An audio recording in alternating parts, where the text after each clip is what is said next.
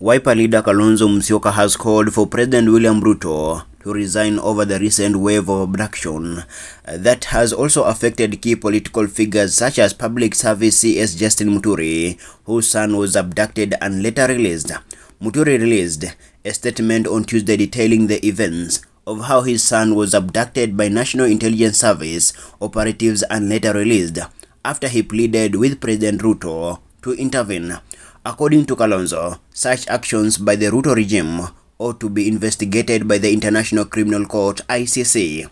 The only solution is for President William Ruto to resign. The world has changed and people must be held accountable, which is what the Gen Z advocates for, he said.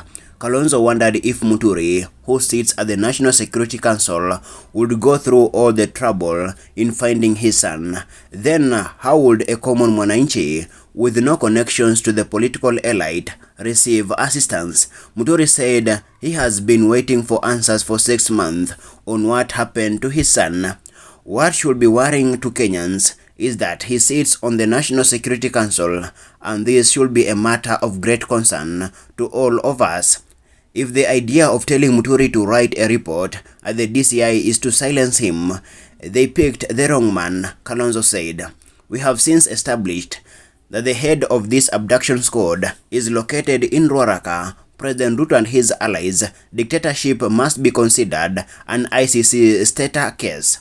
The blame doesn't fall on the DCI boss, but on President Ruto's chest thumping. His remarks were echoed by Jubilee Party Secretary General Jeremiah Kioni, who insinuated that it's high time for Kenyans to arrest the president due to the widespread disaffection towards his administration.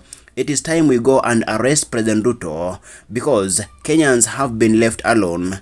Any person within the Kenya Kwanza administration who chooses to remain until the end doesn't be used.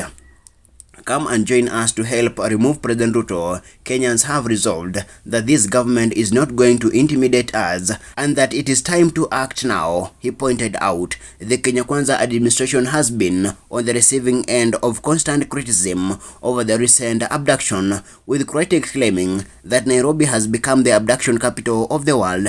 According to the Kenya National Human Rights Commission, 85 abductions have been recorded since June last year, out of which 25 Kenyans are still missing. My name is Mahmoud Kamau, reporting from Nairobi.